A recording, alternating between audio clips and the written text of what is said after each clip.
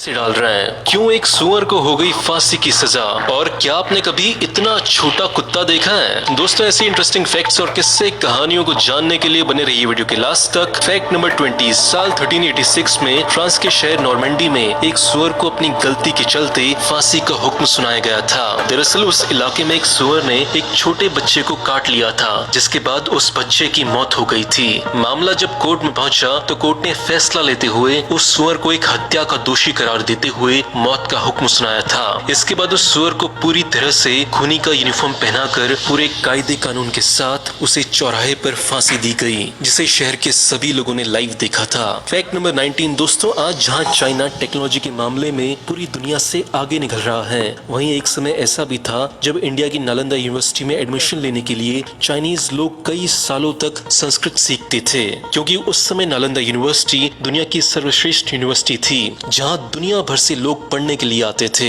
और नालंदा यूनिवर्सिटी में पढ़ने के लिए संस्कृत भाषा का ज्ञान होना बहुत जरूरी था। Fact number 18। क्या आप जानते हैं कि दुनिया की सबसे पुरानी पार्लियामेंट किस देश की है? आइसलैंड की पार्लियामेंट दुनिया की सबसे पुरानी पार्लियामेंट है। ये आज से लगभग 1000 साल पुरानी है। इसकी स्थापना साल 930 में हुई थी। Fact number 17। क्या आप जानते हैं कि बंदरों को भगाने के लिए इंसानों को भालू बनना पड़ता है? हैरान रह गए ना? जी हाँ, अगर उत्तराखंड की मिर्थी की बात करें तो ये एक फैक्ट है। एक्चुअली बात ये है कि मिर्थी भारतीय सेना आईटीबीपी का एक कैंप है। इस इलाके में बंदरों की तादाद जरूरत से ज्यादा होने के चलते सेना को कई तरह की मुश्किलों का सामना करना पड़ता है, लेकिन सेना को बंदरों को उन्हीं की भाषा में समझाना कितना अच्छे से आता है, ये तो हम सभी जानते हैं। फिर क्या भालू के कॉस्ट्यूम पहनकर सेना के जवान बंदरों को ऐसे दौड़ाते हैं जिसे देखकर बंदर तो क्या, बड़े बड़े जानवरों की भी फट जाए। Fact number 16। दोस्तों, आपने अपनी लाइफ में कई तरह की रहस्यमयी चीजों को देखा होगा, लेकिन आज मैं आपको भारतीय इतिहास की एक ऐसी मिस्टीरियस टेंपल के बारे में बताने जा रहा हूँ, जिसे जानने के बाद आपके होश भी वैसे ही उड़ जाएंगे जैसे किसी समय अंग्रेजों के उड़े थे।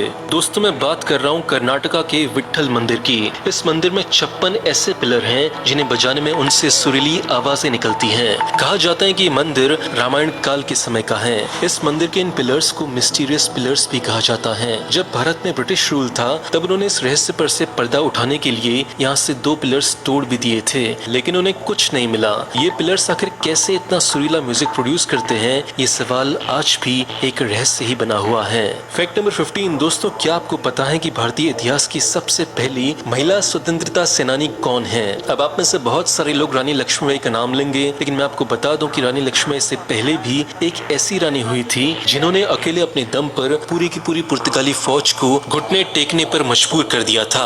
दोस्तों, मैं बात कर रहा हूँ रानी अबक्का की। साल 1500 में इन्होंने अपने राज्य मंगलुरु को पुर्तगालियों की विशाल सेना से बचाया था। ये आखिरी ऐसी लड़ाका थी जिन्होंने लड़ाई में अग्नि बाण को चलाया था। सिर्फ 200 सैनिकों की मदद से इन्होंने जिस तरह पुर्तगाल जैसी बड़ी फौज को झुकने पर मजबूर किया, उसे याद करके पूरी दुनिया में आज भी इनके साहस की मिसाल दी जाती है। Fact number 14। दोस्तों, आपने आमतौर पर घरों में बाथ टब तो देखे होंगे, लेकिन क्या आपको पता है कि ओलिवर वॉस नाम के एक कलाकार ने लेक में नहाती हुई एक महिला का ऐसा स्कल्पचर बनाया है जिसे देखने के बाद पूरी की पूरी झील ही एक बाथ टब दिखाई देती है। फोम और स्टील की मदद से बने इस स्कल्पचर की हाइट लगभग 13 फीट की है और लंबाई 99 फीट की है। इसे दुनिया का सबसे बड़ा बाथ टब भी कहा गया है। फैक्ट